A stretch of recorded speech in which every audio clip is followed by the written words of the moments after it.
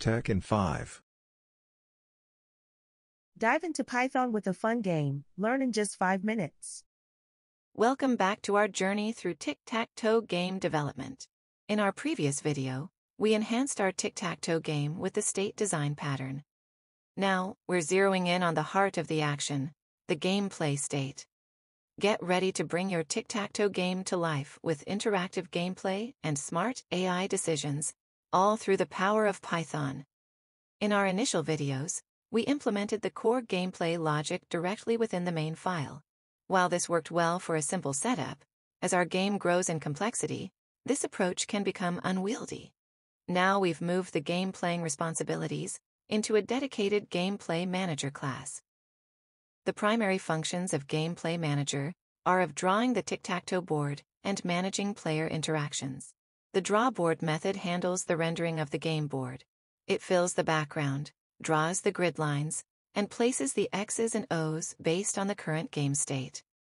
These draw lines, draw O, and draw X helper methods are responsible for drawing the specific elements of the game board.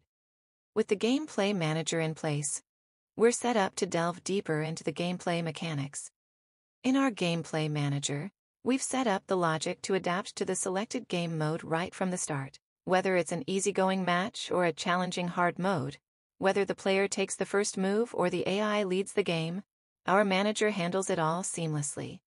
When the player is up first, the handle mouse click method awaits their input, registering their moves on the board. If it's the AI's turn, we've got the handle I move method stepping in to make a calculated move. But in free play mode, this AI logic is bypassed, allowing for a straightforward player versus player experience.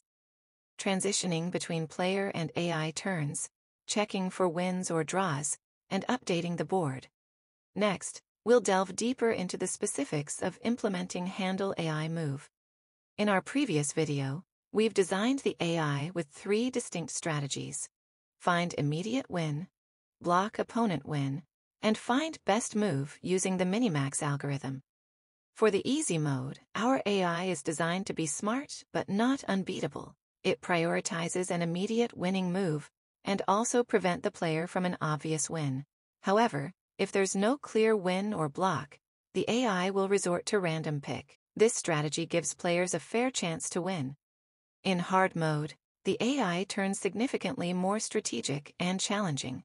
It still uses find immediate win and block opponent win for immediate wins and blocks.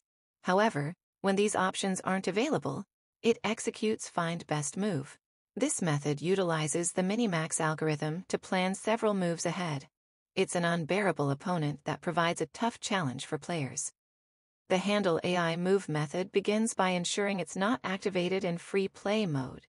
Once we confirm it's the AI's turn, the decision-making process kicks in. Firstly, the AI checks for an immediate winning move using Find Immediate Win. If such a move exists, it's the AI's golden ticket to victory. If not, the AI switches to a defensive strategy with Block Opponent Win, preventing the player from winning in their next move.